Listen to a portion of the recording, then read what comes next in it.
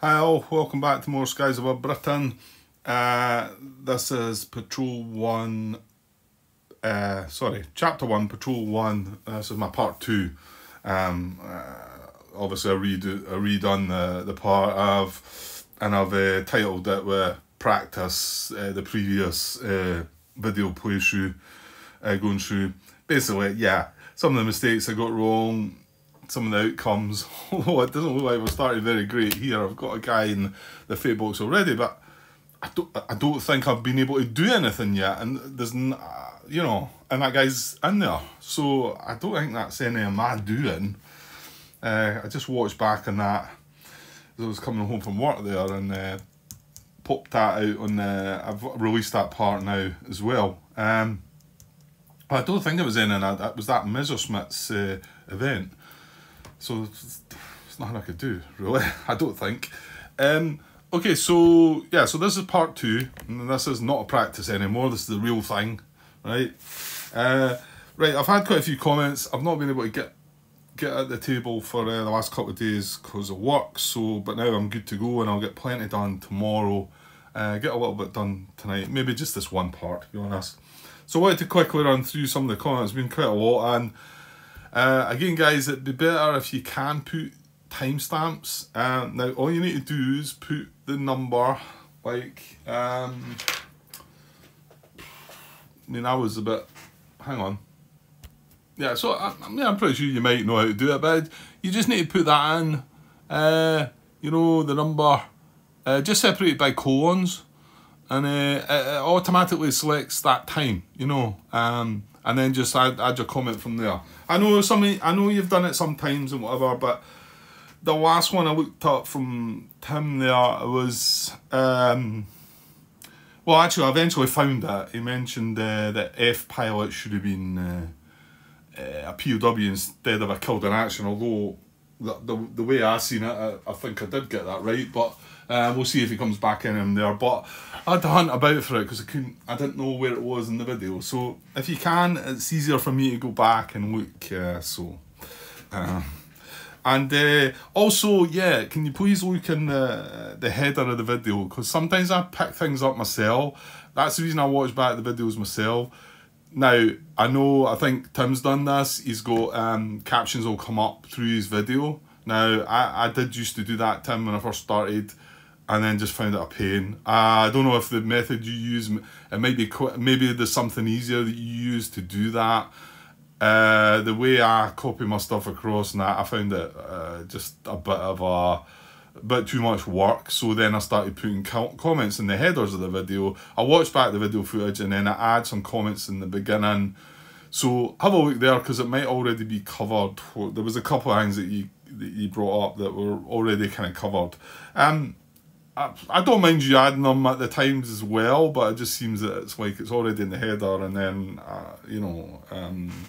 if you can see I've caught it, and anybody that's watching the video should be able to look at the header, But if it's there, it's there. If you've got more to add to it, of course, I might not be covering everything. That's fair enough, but have a look there first as well. Right, okay, quickly run through some comments. Yeah, I think I got away. I think I remembered it at first, and I was talking about it. Whereas I used to, Tim, and the way it's going in the rule book is that once you've carried out your combat,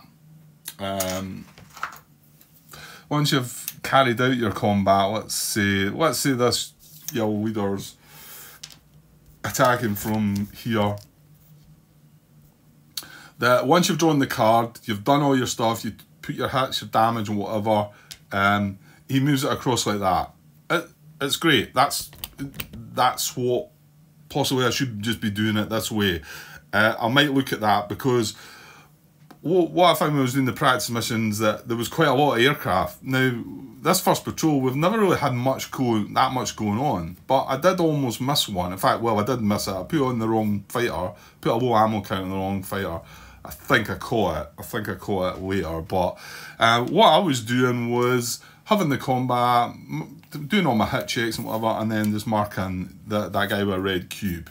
So my intention was to start doing that when I started this, and I've just never done it, and I've almost got caught out. So I think I'm going to have to start pushing myself to either do this like Tim does, and to be honest, that's how it shows you in the rule book, I think, or to leave that guy there and then just mark up, make sure he's marked with a red cube to say that that's him finished. Because if I've got red 2 behind, that can then throw you. And if you're not marking them at all, and this is what I've done, I think we marked low ammo on the front one where it was actually this back one that was carrying out the action.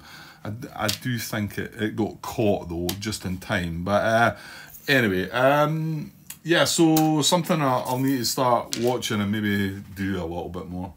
Yeah, so a few comments in part 7 that were, again, picking up on the fact that I'd missed this bailout and the Fighters in the Fate, some of the Fighters in the Fates box should have been marked with Channel Patrol. I get all them. I spot it right at the end, that, and then Stuart does make a comment on it. And I do the fixes at the end. And I know this isn't part 2, but this is going back over my practice session, if you like, which wasn't necessarily meaning at that time meant to be a practice session. It just turned into one. So I maybe shouldn't be going too much in detail, but it's just some of the things that I was getting wrong. And then again a reminder about the intersection map and the stations, which is the Suns, with the Suns cover. I've got all that now. That was a daft moment. Your fighter went to the Fate box, channel recovery, yeah. However, this one is new, and I said we would talk about this in this part. So I made a comment in the header of part 1, basically explaining how I think this happens. I think the best thing to look at here is the sequence of play. So, and this is this whole issue with round 1 in the bomber cycle that I was struggling to get. So Tim sent me in the right direction. Get my thinking of this right. So he says bomber cycle round 1 is only for fighters just entering the bomber formation area from an interception check. The benefit you were trying to remember for round 1 is that out of the sun advantage that which you ignore hits in round 1. Yeah, and it was confusing me all this because I thought, how can this be round 1 again? Well, here's my take on it, and I've wrote this in the header of part 1. Basically what Tim said here, that if we give an order to our bombers that are right, we give a bomber order to whatever it is, a section that we've got up here, or maybe it's the whole shebang. We've got that. We give them a bomber order, right? That I noticed that should be that way round, Grant. Yeah, planes are going that way. Yeah, so we give them a bomber order, and they come down here and they succeed at the bomber order. Then they go into round 1 of the bomber. Of a bomber cycle. So we move them into the, let's move that up a bit, let's just say this is our area here, we move them into the bomber, no, the bomber tiles are in here, and this is the bomber formation area, so we move our fighters into there, all our sections that were part of, well, if it was a whole squadron, then they'd all be in there. Now they'd all come in from wherever they were. If they were on the starboard, let's say, then they'd come in from the starboard. If they were up on the nose, they would come in from the nose, etc. And then they would do round 1 of the bomber cycle. Now, there's certain things that are different about round 1. Yeah, I'm not going to go. I'm trying to think what these things are, but let's not look into that just yet, because that will come when I start doing that. But the point is that that's round 1, right? Now, after that, all these fighters are still sitting. Well, all these fighters are still sitting in there, and assuming nothing comes along and knocks them out of there, like makes them lost contact, which I'm going to have to be watchful of because I made a mistake of that. Regarding this is probably going to happen. Escort, what is it? Escort reaction. Some German fighters come in and try to mess about with our fighters. Now, if we spend too much time with them, as in the dogfight cycle lasts more than 1 round, they then get knocked, lost contact. They're not in the bomber formation area again. But let's assume that they all are in the bomber formation area still, come the time that we move on to the entropy phase. And then we go the bomber formation step, which takes us to the bomber cycle. Now, we knew all this. We were doing all this. And then I said, right, well, this must be round 2. Yes, it is. That is round 2.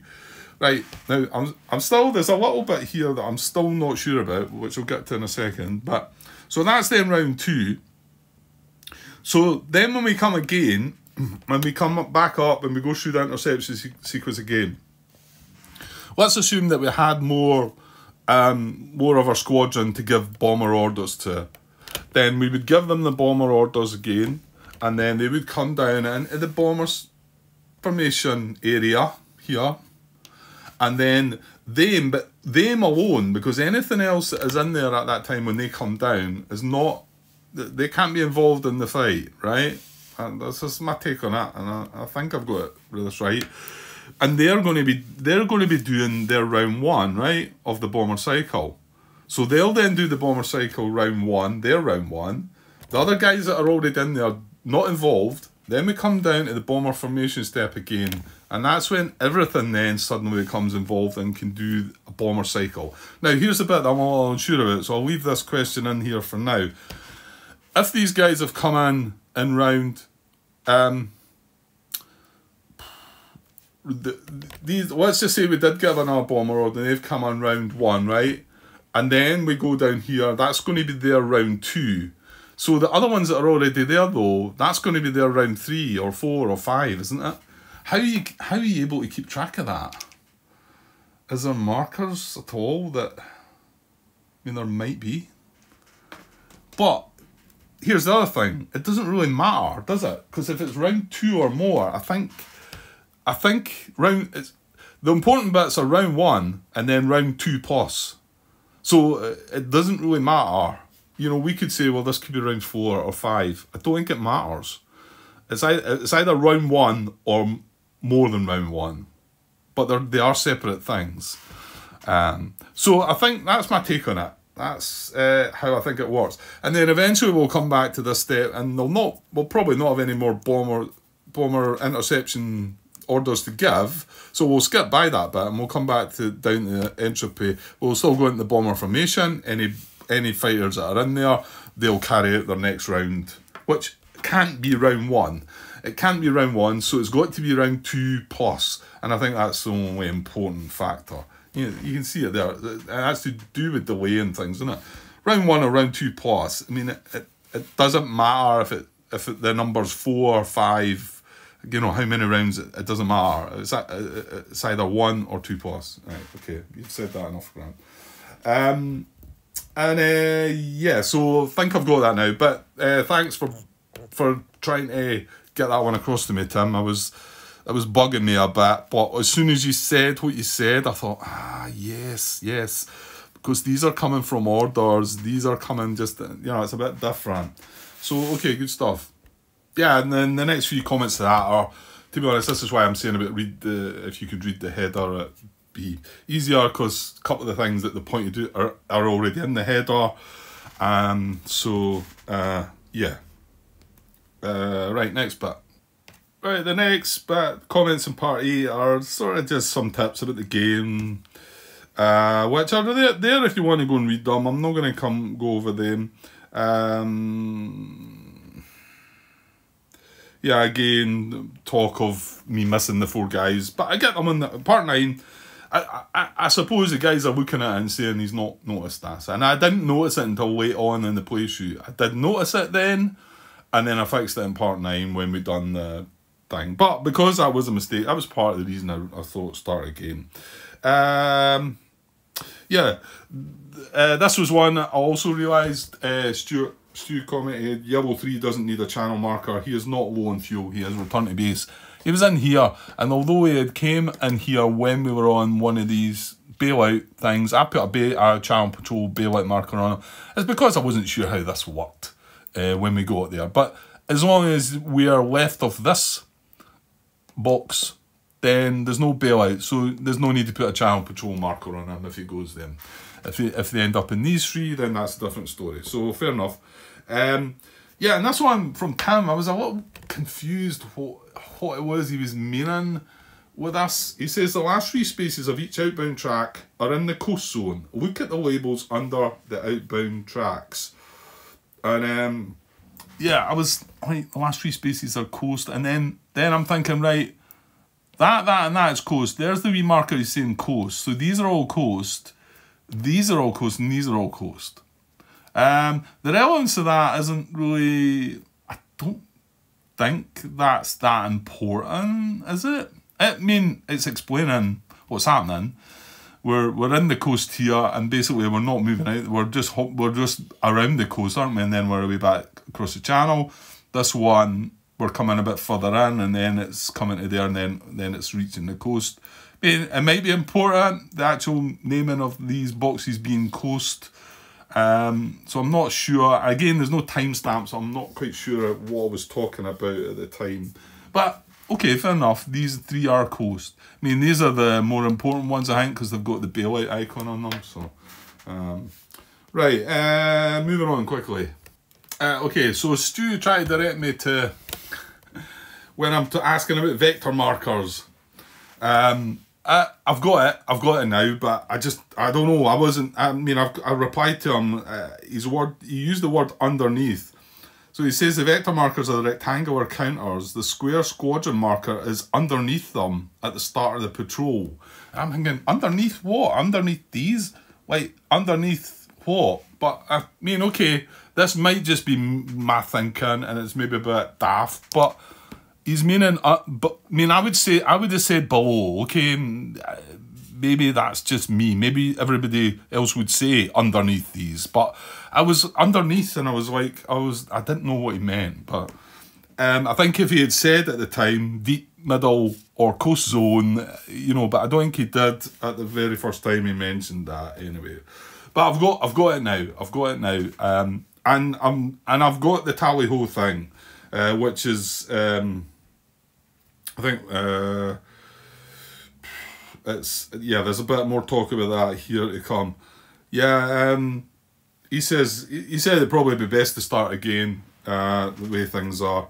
And he says, definitely start again if I'm dead. I like the way you're resurrected. Yeah, because I got the wrong pilot. I just replied to him, I says, well, misidentification, I guess. I'm sure it happened, you know. These things happened. Anyway, so this is from Tim regarding tally-ho.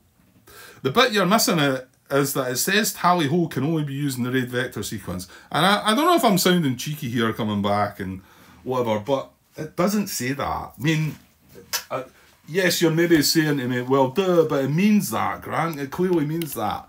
You know, he references page 52, he talks about where tally-ho is, and he says that you can't.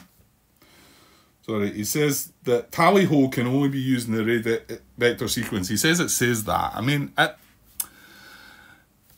this is what it says. It says tally-ho, and then in square brackets it's got raid vector sequence, right?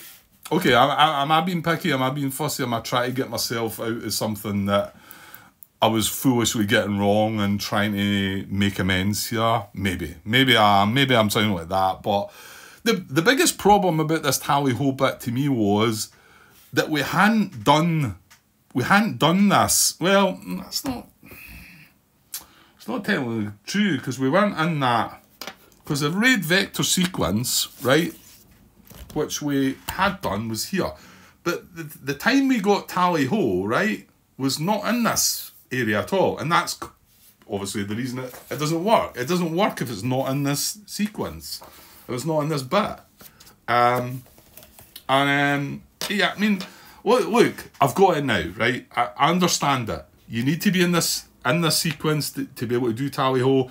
You need to be at high altitude to be able to conduct a contact. And if you're not at high altitude, your other options are, which we've just done, was move. We moved from the middle to the coast. Now, we could have went to high altitude for the middle. It was at the cost of one fuel to do this, but we chose to move to the middle of the coast.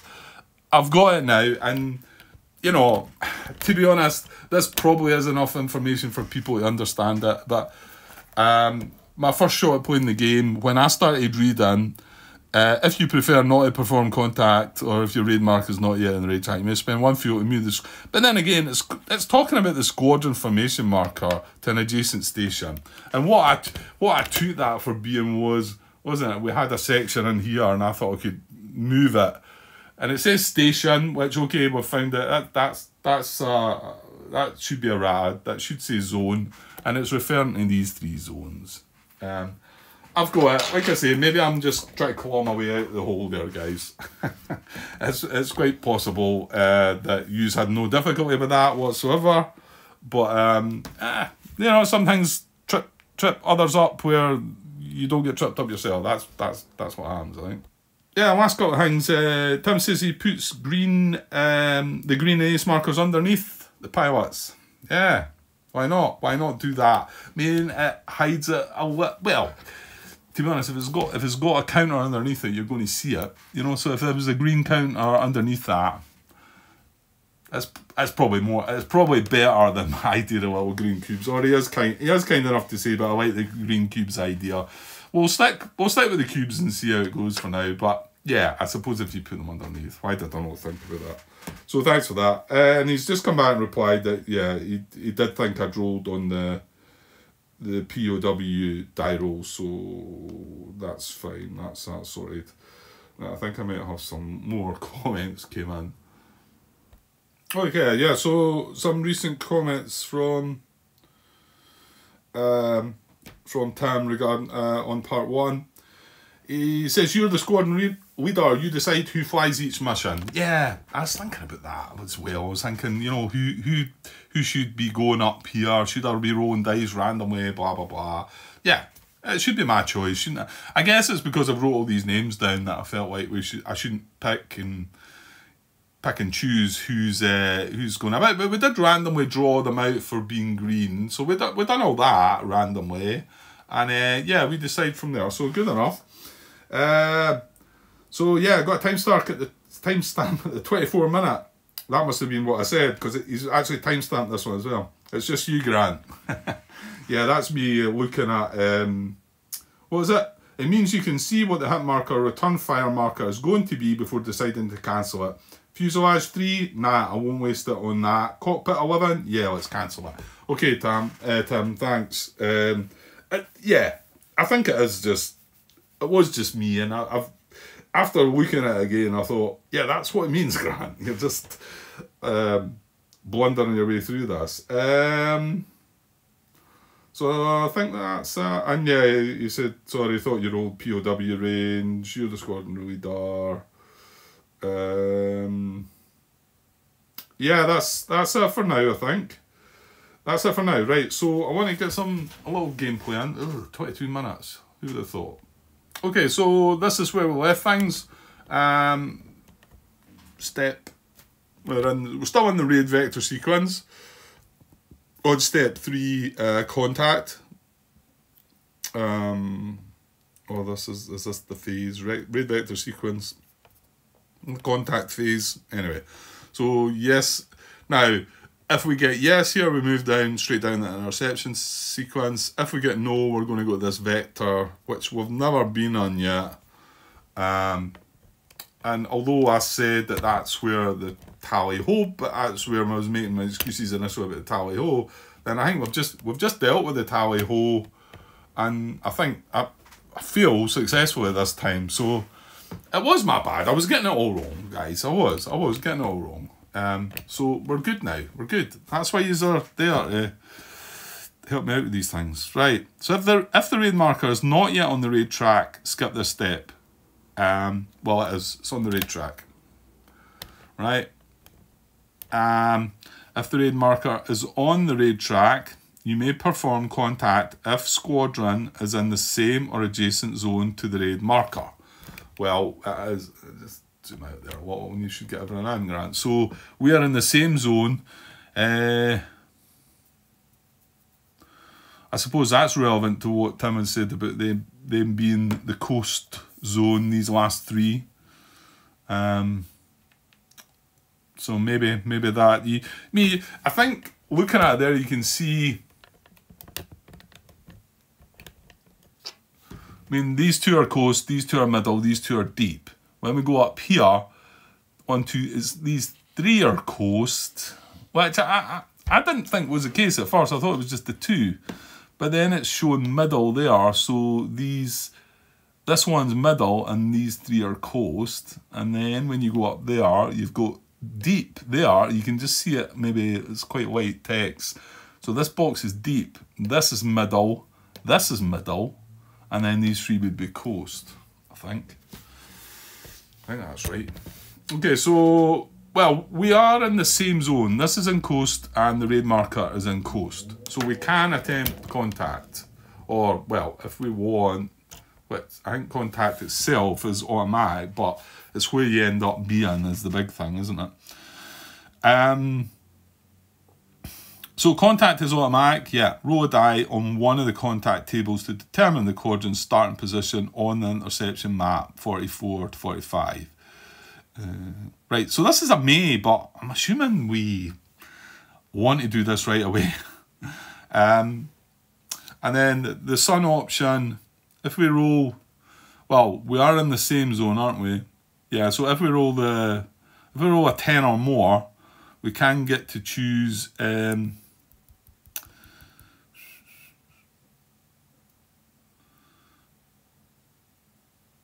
we need to be at high altitude to use that, don't we?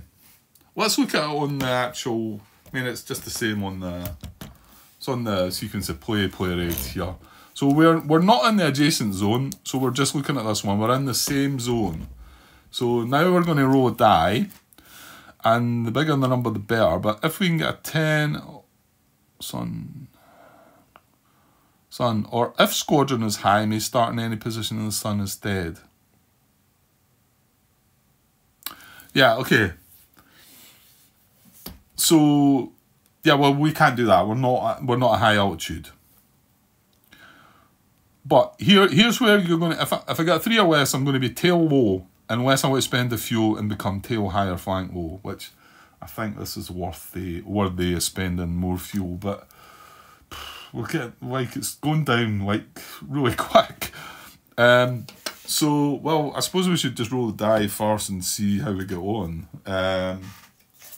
Cards next, 10B. Yeah, it's an adjacent zone. Right, yeah, well, it carries on there, but I'll not look at that just yet. There's a 10, because this is 10A, card 10A we're looking at. Yeah, well, I don't think we should not be doing this. I know it says May. Because if we cycle round again, we're going to spend more fuel. And I suppose I'm thinking here, should we be trying to get maybe at high altitude to get this benefit from them? How are you meant to start at high? Well, I suppose we could have. Well, we would have had to be in the coast zone and got that tally-ho thing to allow us to go at high altitude. That would have worked. But we didn't start on the coast. Actual fact, is that not what we had the last time? Yeah, but that was after the fact, wasn't it? That was after we made contact. Because like the guys have said, once you made contact, forget about tally-ho. It's out the window. I mean, I don't think we should be sort of saying, well, I'm not going to do this. I'm not going to do this contact thing. So, I think that sounds probably silly. So, let's roll on this. Right. And there's modifiers there. -1 if clouds, we've no clouds. +1 if high, we're not high. Right. So, but the higher the better. Well, we just got out of the tail low. So it's a 4. So it is flank low. Right? So we can start at flank low. Yeah, right. Or we spend the fuel, go flank high or nose low. Right, this is important. So let's not mess this up this time, because we did the last time. So let's have a look. Let's not bother looking at intercepting escorts. Let's have a look at intercepting bombers. I'll just put that along there because I want to keep that box open so that we can see what we're looking at. So it was flank low. So if we don't spend the fuel, thing is, if we don't spend the fuel when we go to intercept the bombers at low, we're spending our fuel. So that might be worthwhile just going flank high, spending the fuel now and going flank high, wouldn't it? Probably. Well, what does it get you? Where are the... Now, hold on. We've got 2 escort stations now. It's different from the last time. We've got heavy 109s in the high station, and we've got normal 110s in the low station. I'm saying normal now because I don't think it says anything. It calls them light at all, but it's just a natural sort of thing to call them, I think, isn't it? So it picks the... See, it says here, apply the highest interception red number. So if we've got high... Oh, Jesus. Right, we had trail in the last time. My. High is a 10 and low is a 5. So we've got to pick high. Ugh. And the high is the 109s, the low is the 110s actually. But well, we've got to pick the biggest red number. Okay, so flank doesn't look great at all. So what about the option? The other option is we can go nose low. So is that... Yeah, that's better, isn't it? What's this? Right, again, if we go nose low, we're going to have to spend the fuel to attempt to intercept them. You can see that the high station with 109s is only a 5, though. This also means you can't disrupt, I think. That's not good. Oh, hang on, is that just round 1? Ignore disruption results. This applies only to the first bomber round. Okay, so yeah, it means round 1 we're not getting to disrupt them, and that's what we want to do. Well, the thing no.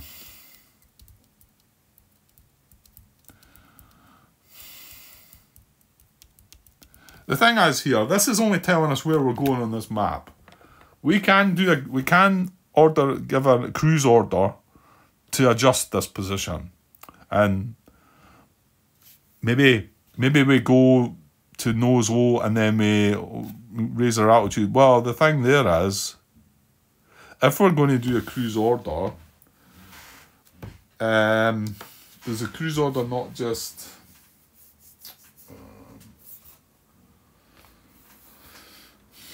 Cruise order, choose a position the formation will move to. It may move to any position in altitude. If remaining in the same position or merely changing altitude, for example, a cruise order is required, then refer to the cruise tables. Yeah, you've got cruise tables to check as well. Where are they again? Yeah, so they're in here. So I mean, there's risks here. Occupied unspecified escort station is high, port starboard low station, or in the sun. Well, we've got high, so if we did a cruise, we'd be rowing on this. The thing that nose high is in the sun as well.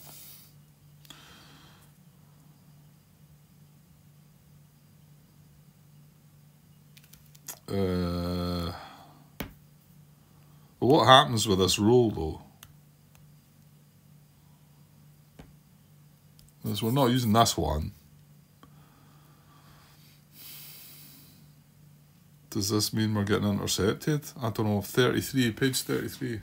Yeah, that means your roll will die, and if you don't get higher than that number, you get a dogfight. And not only that, the formation has now lost contact. And you draw a Luftwaffe advantage card. So, yeah, them having that high station is horrible. Because you can see high station or in the sun, that's going to be an 11. Oh, dear.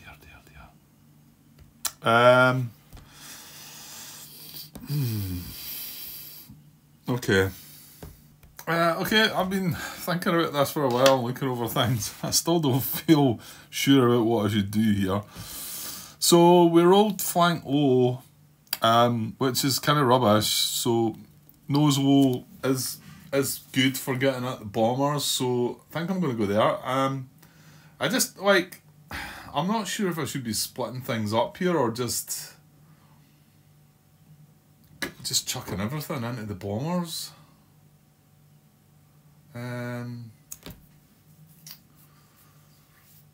Yeah, I'm gonna. Okay, I'm gonna spend the one fuel, and I'm gonna put us in nose low. So more fuel. The yellows weren't quite a bit, and then we're gonna take the squadron marker and put it in nose low. So there, and the low at low altitude. Yeah, and sorry, that said, card 10B said, move your squadron block to the interception map at position indicated on the contact table, which is what we just did. Go to card 12, intercept sequence orders. Also, all those contact fighters must immediately return to base. Well, we have none of them. Place escort station markers on the map. We've done that already. And this one's horrible. This one at high. I mean, we rolled the worst die roll for that, didn't we? Was that that was in the setup, wasn't it? I want to say that's clearly the worst one.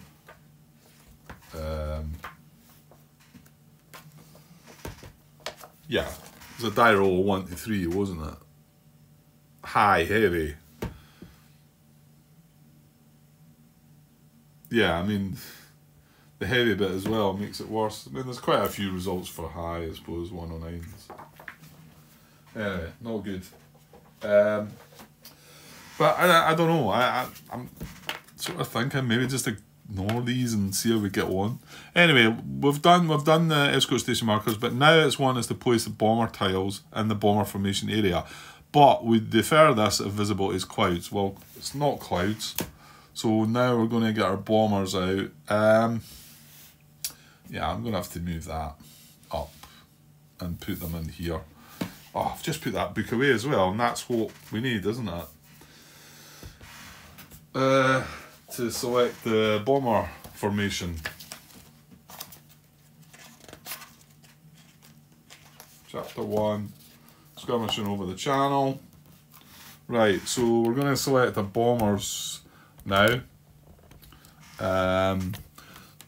So yeah, it says up there, when it's time to determine the type of bombers that populate the bomber formation area and the configuration of bomber tiles, roll a die and apply the result shown in the bomber type table. After determining the bomber type, roll a die to determine the formation. Refer to the bomber configuration table below. The result is a diagram at the intersection of bomber type column and the number rolled row. Arrange the bomber tiles. Right, okay. So I'm going to roll on this. So first of all, we're going to roll to see which bombers we're up against. You see a 1 to 6 is Stukas, 7 to 8 Junkers, 9 to 10 Dorney, 11 to 12 Heinkel. So let's go. 7, right? It's not Stukas this time, it's Junkers. 7 to 8. So Junkers, and then which set of these three? Oh, these are huge, aren't they? These look bigger. Well, we've got 7 there, 5 there, or 8 there. Kind of hoping to get this one. It is 6 to 10, so right, let's roll the dice. It's just from a table space point of view, really. Mainly that's the reason. That's 11. That's the worst one. Okay, so 11 to 12 is going to be 8 tiles. So 8 tiles, the Junkers, and we're going to have to set it up like this. The setup doesn't look too bad. Right, so I can either do it that way, and I'm just meaning it like that's me turned the... Where are we? Which one is that? That one there. So that's me turned it around that way, or I mean it shows you in the book that way. So I could turn them all facing the other direction. I just feel like this might be better for my dealing with things. Yeah, I think I will leave it like that. Now, can I move it along a bit? Because I think I had the cards. I did still have the cards up in this area. I'll still be able to do that. It's maybe getting in the way a little bit, but... Right, I'll try that and we'll see how we get on. So that's him set up. Now, there's one other thing I've remembered to deal with. We've got this wing damage. So, I think I need to go back and look at the flak rule for that to find out when that, how we, I think we just randomly pick one of them actually. Piece 52's flak. So, no bomber tiles. If there are no tiles in the bomber formation area yet, place the damage markers on the interception map, which I've done. Later, when you finally place tiles in the bomber formation area, apply the damage markers. Right, yeah, so it's, you'd randomly, well, you'd pick it, there's a few priorities, you know, place one damage marker per tile, starting with the tile with the fuse fallen, destroyed, and damage markers, but they're all the same, aren't they? And they're all joined together, there's no isolated, blah, blah, blah. So, what have we got? 8 here. So, have we got a D8 lying about, maybe? What's a D10? Right, doesn't matter. I'll go 1, 2, 3, 4, 5, 6, 7, 8 and re-roll the rest. 4, right. So 1, 2, 3, 4, I said, right? So he's oh no, it's on that tile, right? I've got to randomise. So 1 to 4, etc. You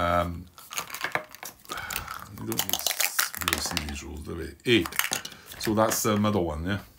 So the middle one's got the wing damage then that from the flak from earlier on, and that was, I mean, that happened earlier on, but they were up there. It's just we weren't in contact with them, so it all makes sense.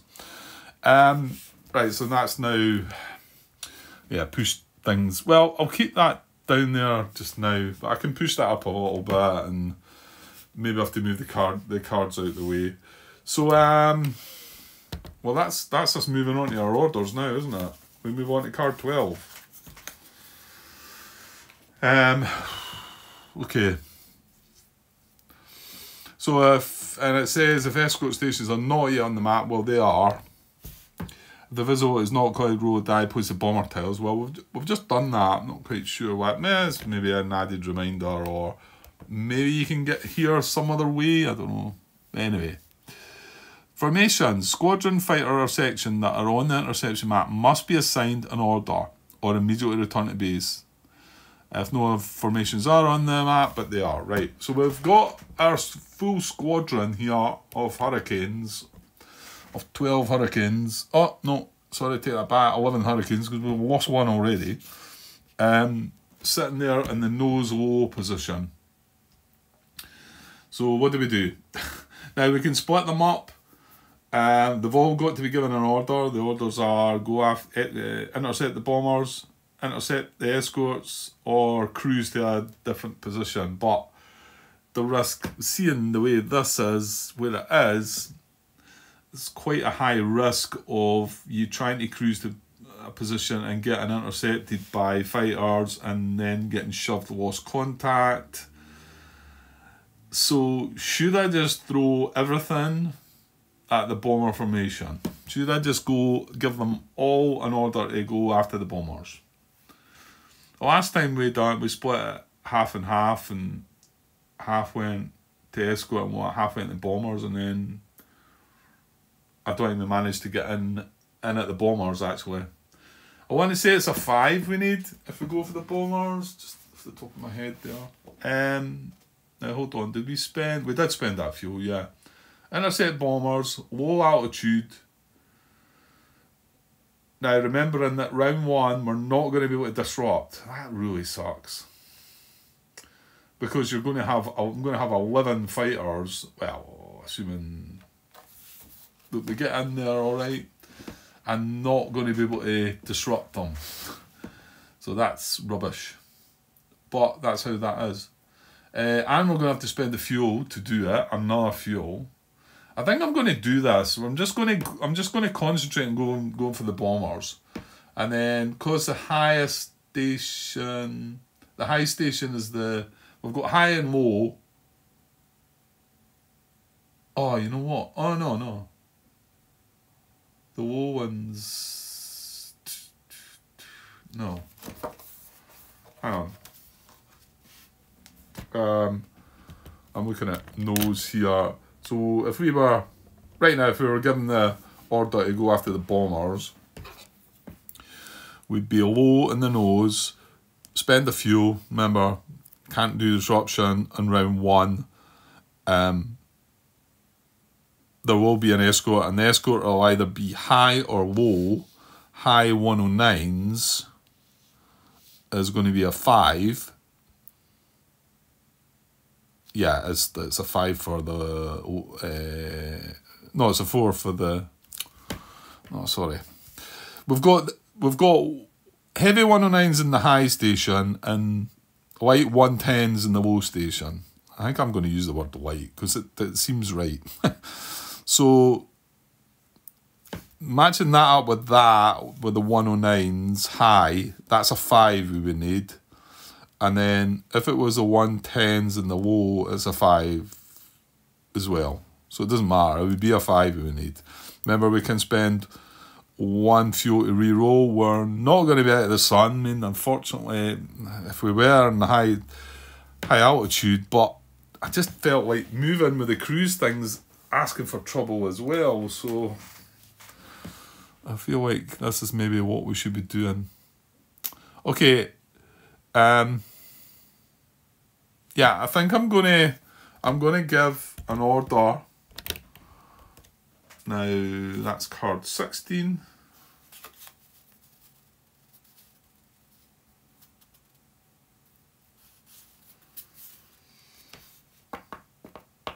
I don't think there's any point of splitting these up though as well, is there?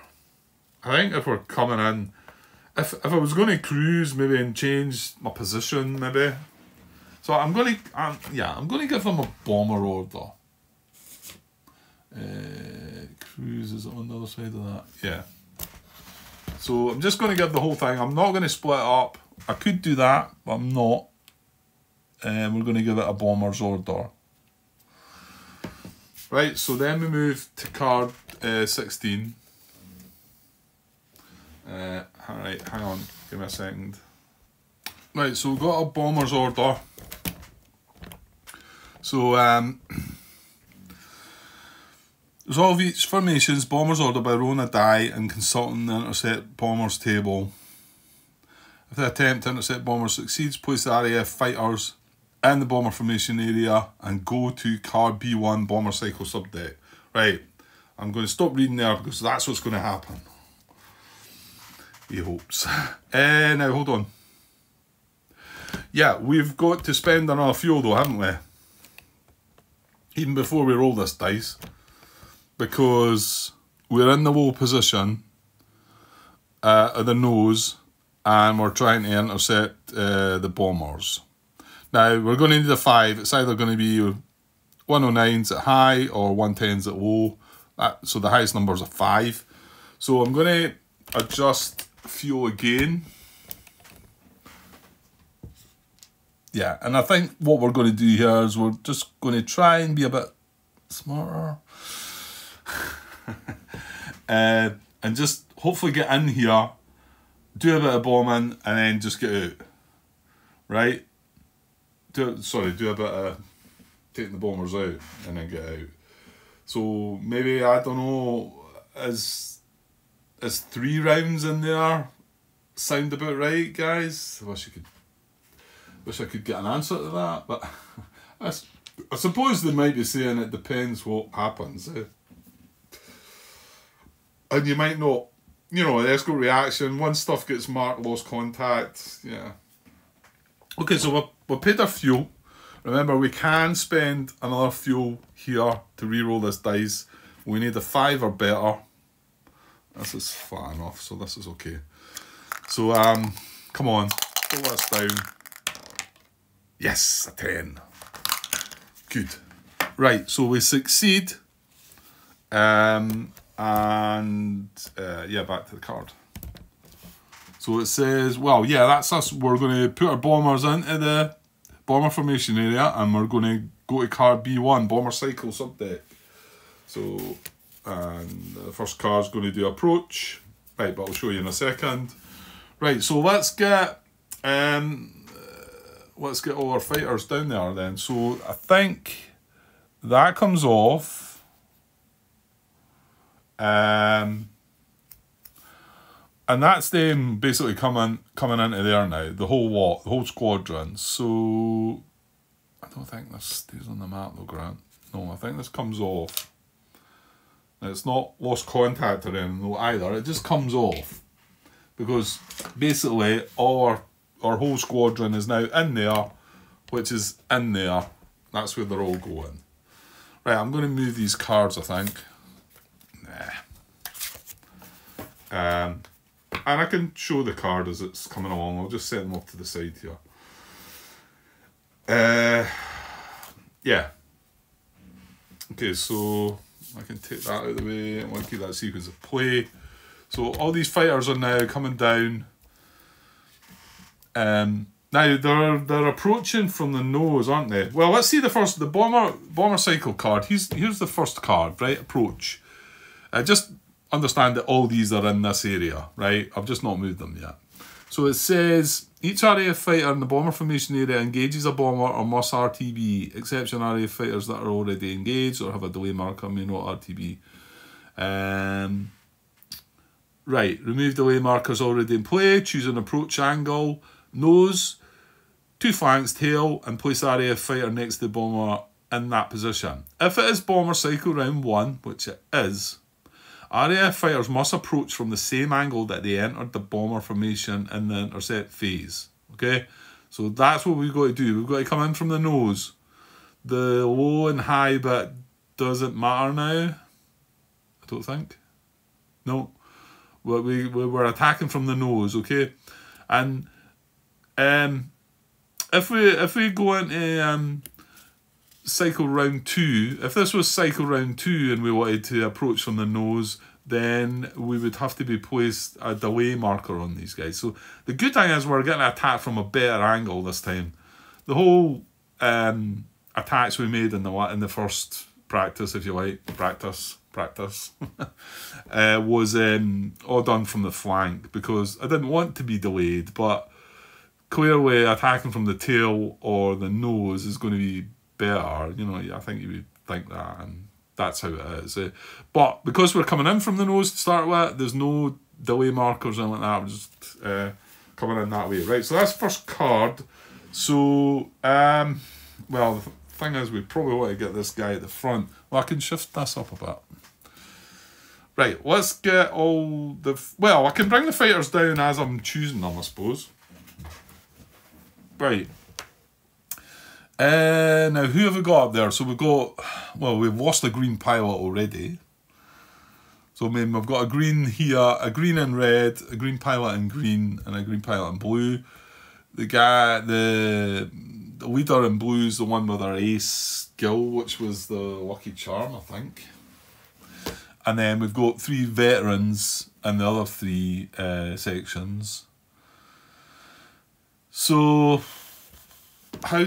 what's the best way to try and split this up? The problem is, the first round we can't split them up. That's horrible. That's cruel.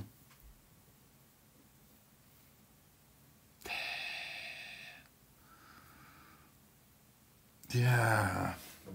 But then there was no other... The options that we had were flank low or flank high. Flank high, I would have needed to roll a 10 to get in. Flank low, I would have needed to roll an 11 to get in. You know? We've just got to accept that we can't disrupt this round. So these are not going to... that different colour? Or is it just me? Is it just the light? It must just be the light. It looks a little blue, that one.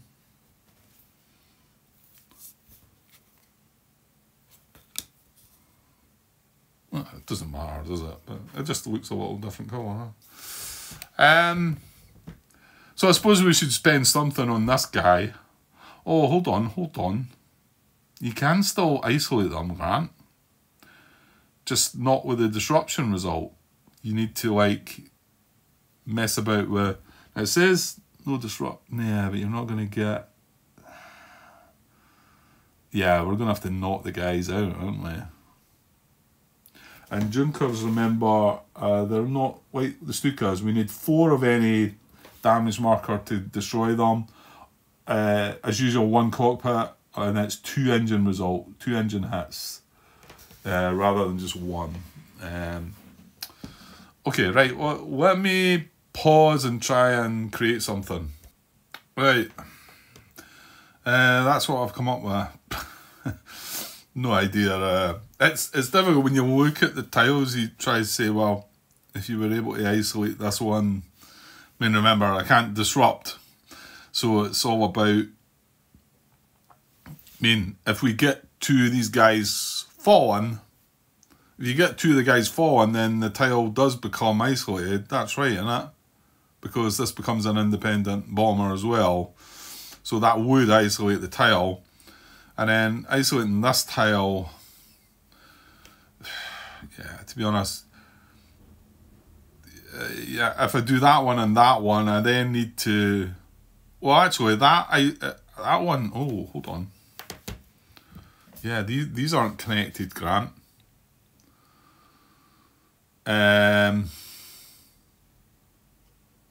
So actually attacking this, isolating this tile, isolates 2 tiles, doesn't it?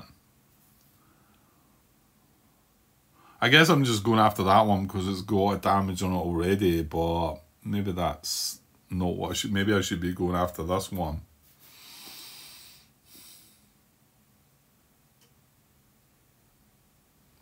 Yeah, because that's where we're getting the points, Grant. That's where you're getting the points for isolating the tiles, and we need to do that before that red vector moves. You know, before they start dropping their bombs.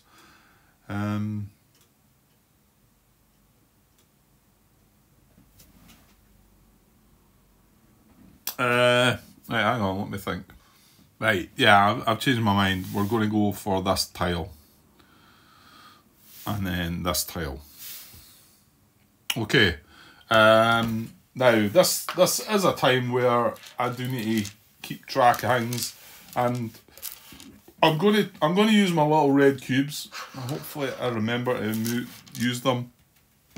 It's either that or you're moving the fighter through the target. I feel like that's, you know, and then once I move this guy through, I've got this guy sitting. Well, I suppose you can move him up. I don't know. I think I'm going to go for my little red cubes. So hopefully I do that. Right, let's just start at this side then. So that's us.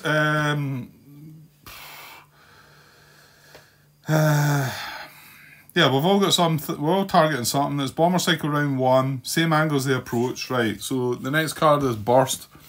RAF fighters without delay markers attack bombers. All our guys have no got delay markers. Resolve each attack 1 fighter at a time by drawing a bomber for each fighter's attack.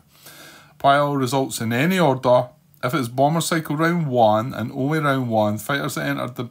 Oh, I forgot about this one as well. There's a penalty, isn't there? Bombers that... fighters that enter the bomber formation area from the nose low... Oh, no. Are penalised 21. Nose low, ignore... Oh, no, that's the thing we're getting penalised for. We're ignoring disruption results. Okay. I mean, it's bad, but it's not something on top of the disruption results that I thought we were. I thought it was something else coming as well. Tail is not. Exceptions, ignore these penalties in chase or straggler attack. Again, Stukas apply tail penalty only if it's tail high attack. Right, no. Right, so that's just going to burst now. So we're going to draw a card for each of these fighters. So we're going to start with blue leader. And... right, here we go. So again, yeah, I feel like I've got to kind of like explain things again. I mean, I don't really want. I mean, if you probably watched some of the first session that I'd done, I'll just quickly mention it. Hopefully, right. So what am I doing here?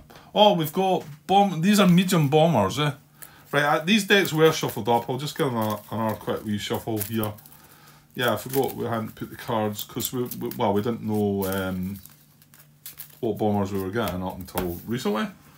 So we've got Junkers, right? So down a little bit. So here we go. So we're attacking this, which is all attacked. I can't remember the terminology for it. It's all joined together, and we are well, we do it each individually anyway. I'm trying to think what else is on it. We'll see. Nose. We're coming in from the nose. Right. So we've got, and that's the one that means they're contiguous. They're all joined up. So it is joined up. We're coming in from the nose. Fortunately, that guy's the green guy. I was doing blue leader first, right? That's not a great start, is it? So a green hat. Well, he's not a green pilot. We ignore this, sadly, which you can see we would get that easily. We've got 11, haven't we? That counts all these, that, and all these because they're all joined up. But anyway, and then return fire. So he's getting a return fire on him. And he is a veteran. So let's just remind ourselves. Cancel low ammo. Well, that doesn't work. Stay close. Follow my lead. Puck. When section leader, add +1 to a die roll for chase, intercept, or suppress, escort, or during a fate check. Yeah, I mean, there's nothing we could do there. There's nothing we can do. So we're getting a return fire. Which means we draw a hit check, but look at the backside of it and hope it doesn't say hit. Well, thing is, other things are pretty bad as well. So we look at this side. It is a hit, and it's a cockpit, and it's a 7. Right. So yeah, I'm gonna have to put them on top. So we've got that much going on. Right, and I will hopefully keep to this. That's it, done, because there's nothing more on the card. The green hat he wasn't a green pilot. Like I say, that's getting ignored round 1, and that's what we've done. That was the nose. Yeah, that's how it goes. Not great. Right, let's do blue 3, who is... Oh, stop. You've drawn it already, yeah. Fool. I'm looking up there thinking it's red and it's not. And blue is the guy with the ace skill. Right, well, hold on. I really want to use this right away. Well, he has got the ace skill on him, Grant. So, let me... Nothing, I've not drawn another card yet. But I could use my lucky charm, couldn't I? It was lucky charm I selected, wasn't it? Yeah. Are they out here on the map somewhere? No. No, so... Oh, I've got the book open there, right, but... During a dogfight or the burst step of a bomber round, which we're at, when you draw a dogfight or bomber card, cancel an icon. Only one icon on the card may be cancelled. A hit or return fire marker may be drawn before making this decision. And Tim did confirm my stupidity that what it meant was we could draw this first and decide if we wanted to cancel it or not. A 7. Just feel like using this up right now is probably not what we want to do, but I've said that we don't want to spend much time in here. Yeah, I'm doing it. So we're going to use our lucky charm. So he's the ace skill, but what I'm going to do is I'm going to turn him upside down. I'm going to leave the blue cube on him. So he's turned upside down. Hopefully that'll register. So that's us used our lucky charm. That's it. It's gone. There's no more. You get that once per patrol. So we cancel this. Chuck that back, and he's still marked finished. Right. Okay. Well, we'll see. Right, I'm at an hour and 4 minutes there, but I'd like to finish this if I can, so it might be a longish part. Well, I think we're just going to disengage, check hits, and then go back to the sequence anyway, aren't we? So let's pod on then. So blue 3 is indeed a green pilot. So he's green. So yeah, okay, so he's next. So attacking from the nose, we draw another bomber card. We don't want to see the green stuff. So nose, here we are, we're in here. That's a better one. As long as it doesn't collide. So again, we've got to ignore this because it's round 1. C is a collision. We're going to roll a dice. If we roll a 1, we're going to collide and be both destroyed. And this is a damage on the bomber, which is the good thing. I'll do the collision first because there's no point putting damage on it if we collide. Oh no!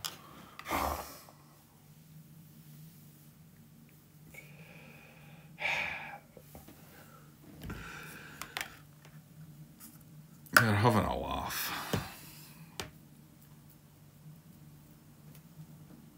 Ah dear. Okay, well, that's just not right, is it? Collision. Page 57.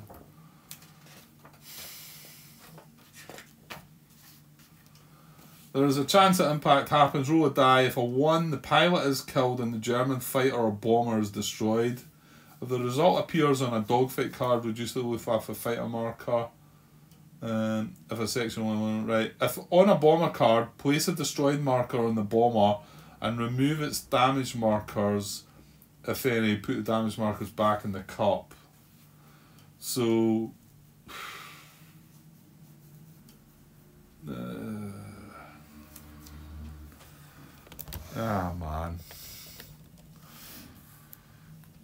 Well, that wasn't a good result. Okay, so blue 3 is it's gone. It's destroyed.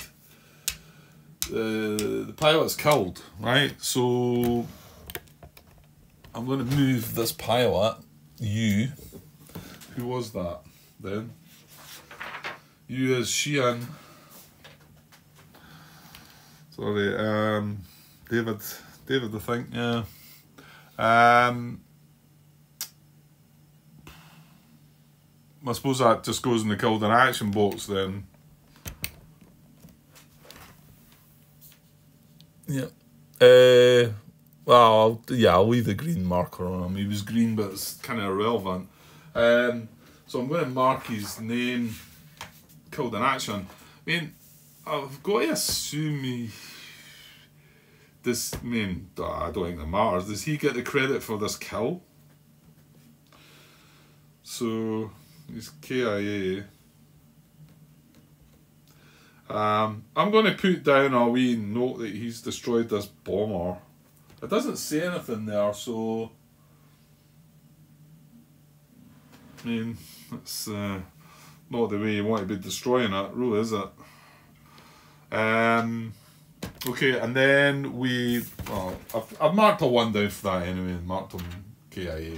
And then we put down, there is a sort of plus to it. Well, in some ways, but it also means that this guy's coming in fighting a destroyed bomber now. So this is now destroyed. And then, yeah. Right, so I don't know where to put this aircraft actually. Well, I'll just chuck it off to the side, I think. No, you can't put it in lost contact. I'll put it off to the side, yeah, because there's not, I don't think there's a place to put it. Okay, that wasn't good. So that was, well, we were getting a damage result as well, but that's gone. The bomber's gone. Right, now we've got to resolve the card on this as well. We ignore any damage results, but we do have to consider the rest. So here we go, and he's just a regular pilot. So again, the tile's complete. So yeah, we do this. We do this reduce fire, don't we? It's just sorry, not reduce fire, return fire. It's just damage markers that we ignore. Now, Where's that? You know what? No, it is. I'm not going to look. It is. It just ignores damage results. But hold on here.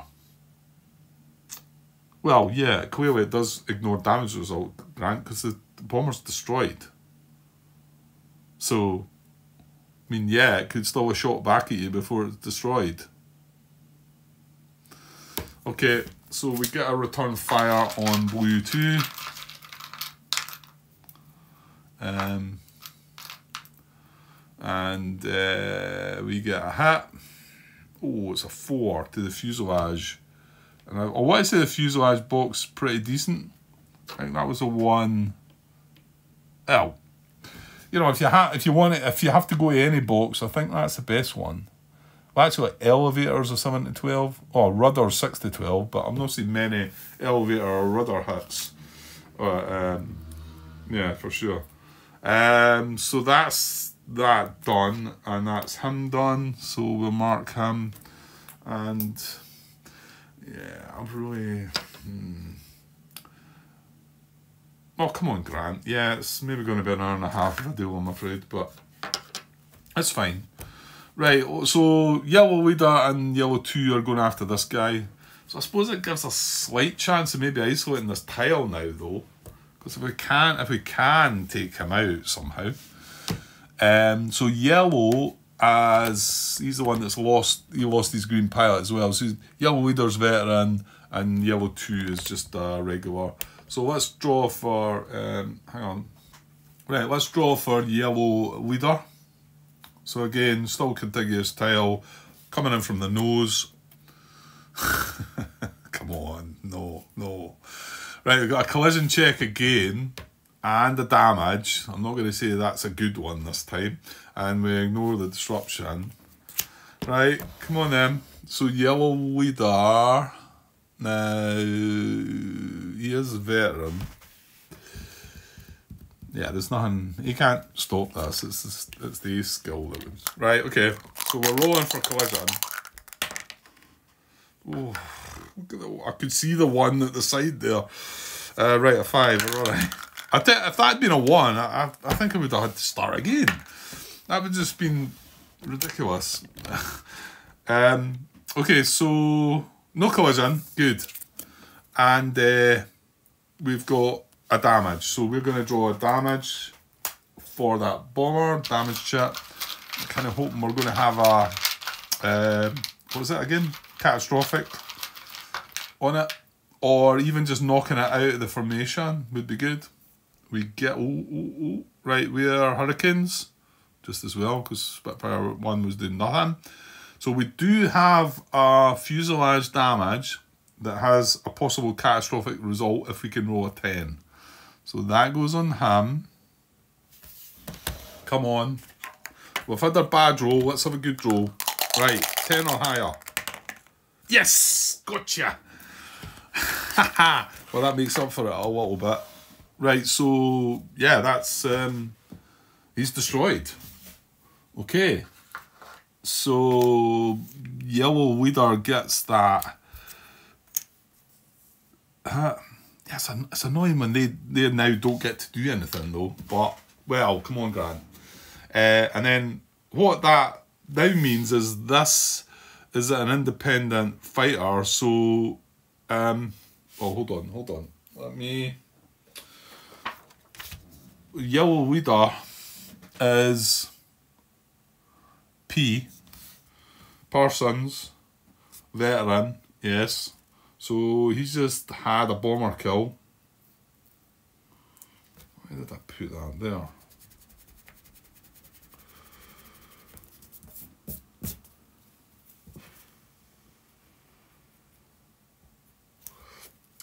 Parsons had a bomber kill, right? I'm just taking a note of that. That's fine. He's just that was all that was on the card, wasn't it? I'm going to mark him finished. But what I'm saying is there's only 1 fighter left on this tile. I'm pretty sure that just automatically, it must, because that's just 1 fighter now. Yeah, No, Grant, hang on. I'm 99.9% sure. I'm going to go for this. I was starting to look through the rulebook, but I don't know where to start looking. But this is what I had assumed. Well, not assumed, just believed is what happens. Is this becomes an independent, what is it? Junkers. Right, so we've got a Junkers there. So basically that, and it's only one left. So he's on his own in this pile. He can't be still joint together. So he's coming out of there. In fact, I mean, this tile is now isolated. Which means this tile is now isolated. Right, hang on. These are coming after that. Right, let me drop this down to there. So I suppose these are still sitting here, but yeah, because we're not finished with yellow 2 here at the back, quite. But that becomes isolated because that is an independent fighter, and then because that wasn't joined on to anything else, that was only joined on to that, and this is now isolated. That has to become isolated too. Hopefully I've got that right. I think that's right. Yeah, I'm pretty sure that's right. So I'll kind of keep them in that sort of bit just now, right? So yellow 2 still got to draw a card for this, right? So let's draw his card. Nose again. We can't do damage. Oh, you're having a laugh. He's getting return fire as well. Oh, stop. Wait. This is now isolated. And that means we're looking at this, does it not? Oh, no. Watch, see when I look in the rules, it's going to tell me I use the same column, same row, isn't it? Yeah, I need to find this in the rules then. I can't just stop here. Right, hang on, I might have this wrong then. I know this is looking at fallen bombers, but this tile is attached to this tile, and this tile is attached to this. And it's saying that this is still contiguous. It says this bomber isn't being attacked. But if it were, use the top row. Its tile is not isolated. It is adjacent to another tile.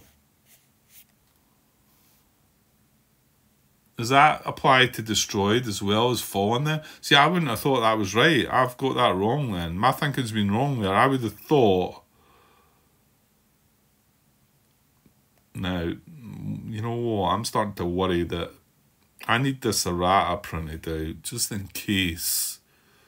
That doesn't feel right to me. That feels like that should be an independent bomber and should be separate. It shouldn't be attached still. Let me go and check the errata on the computer, and I need to get that printed out tomorrow, definitely.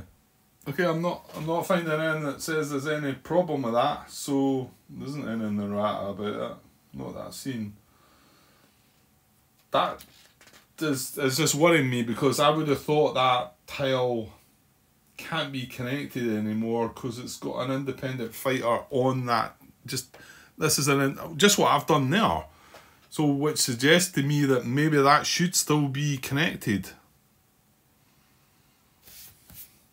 Right, it looks like I really need to check up on this, and yeah, I'm kind of running short of time now. I didn't want to drag this on. This is a terrible place to leave it. What I'm going to do is, now did we draw the card? Yeah, we've drawn the card. I'm going to put the card back on top of the deck, because I'm going to draw it next anyway, and then I'm going to put these back so that they're joined up. Right, okay. I'm going to leave that like that. So it's going to be blue, yellow 2 that's going to, well, you know, I can draw the card. That's for yellow 2. We know what the card is. But what I need to check on is this situation here. Because looking at that, if these were both fallen, this would still be attached. And that was not what I thought. My thinking was that once you were down to 1 left on the tile, fallen or destroyed, the other guys had been fallen or destroyed, then this became an independent bomber and then would not be a tile and not be attached anymore. It'd be isolated, which would then isolate this. So I'm going to just need to look into that. Yeah, I mean, that's if these were both fallen, it's saying that this would still be complete. So I don't think there should be a difference if these are destroyed, so it should be complete. Like I say, I've clearly been getting that wrong, I think. Right, I'll look into it and I'll come back to this tomorrow. I'll just need to leave it there. So I've marked the 3 guys that have had their card draws. This is the card draw for that. Hopefully I should remember that. Well, I've said it. This is the last few words I'm saying in the video. If I need to look back on it before we do. And then we've got these guys to resolve their fight as well. But we need to get this sorted. And yeah, a pilot bites the dust already. Well. Okay, I'll be back tomorrow and I hope to get 2 or 3 parts done. Because I'm going to get some time on my own to do that. So, right, I'll be back tomorrow. Cheers.